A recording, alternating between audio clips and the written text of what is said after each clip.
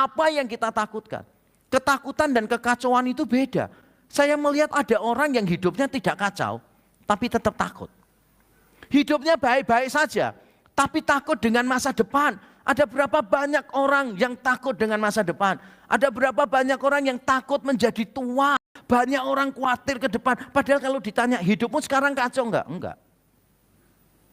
Kamu punya ini enggak? Punya. Anak mengasihi enggak? Mengasihi. Tapi tetap khawatir tentang masa depannya.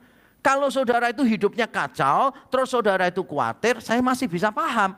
Karena memang kekhawatiranmu muncul dari kekacauan hidupmu. Tapi kekhawatiran tidak selalu muncul dari kekacauan. Orang yang hidupnya baik-baik saja bisa muncul kekhawatiran. Kenapa? Karena berhala saudara. Setiap kita itu punya berhala yang kalau hilang, nanti kita itu merasa ketakutan. Contoh misalnya begini, saudara itu berhalanya kontrol. Segala sesuatu saudara harus bisa kontrol dengan detail, segala sesuatu berada di bawah kontrol saudara. Tapi nanti pada waktu saudara sudah mulai tua, saudara sudah mulai sakit, jangankan mengontrol orang, jalan aja sudah nggak seberapa kuat, maka saudara akan merasa ketakutan. Kenapa? Sebetulnya yang saudara takutkan itu adalah berhalanya hilang dalam hidup saudara. Tapi you know what? Yang paling saudara butuhkan adalah kehilangan berhala. Kalau saudara berhalanya kenyamanan, maka pada waktu saudara semakin tua, sakit ini itu dan sebagainya, maka saudara merasa hidupmu nggak punya arti sama sekali. Engkau merasa lebih baik mati daripada hidup seperti ini. Karena saudara telah memberi makan berhala kenyamanan di dalam hidup saudara. Maka ketika lemah, sakit-sakitan, saudara merasa hidupmu nggak punya arti. Ketakutan tidak selalu muncul dari kekacauan, tapi muncul dari berhala di dalam hati kita. Lalu apa solusinya? Injil menyediakan solusi bagi kita. Injil menyediakan perspektif bagi kita saudara. Di dalam Yohanes 1 ayat 1 dan 3. Dikatakan pada mulanya adalah firman, Kristus itu. Firman itu bersama-sama dengan Allah dan firman itu adalah Allah. Di ayat yang ketiga dikatakan segala sesuatu dijadikan oleh Dia dan tanpa Dia tidak ada suatu pun yang telah jadi dari segala yang telah dijadikan.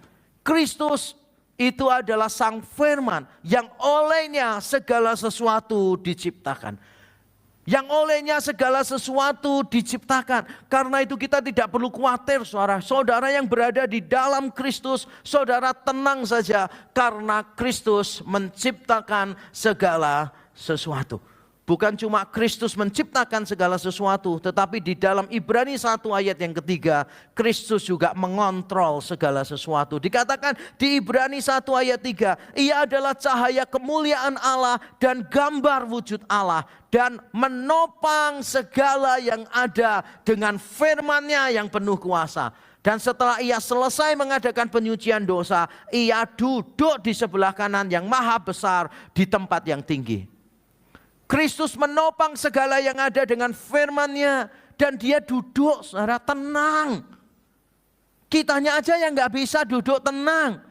Padahal kita merasa kita sudah berada di dalam Kristus. Dan Kristus yang saudara percayai bukan cuma menciptakan segala sesuatu. Tapi Dia menopang segala sesuatu dengan firman-Nya.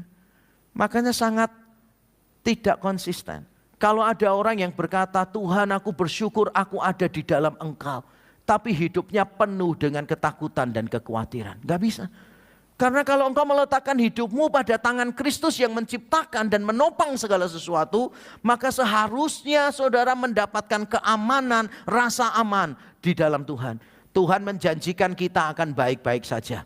Tapi Tuhan tidak pernah menjanjikan perjalanannya akan nyaman-nyaman saja. Yesus pernah berkata kepada muridnya, pergilah ke seberang.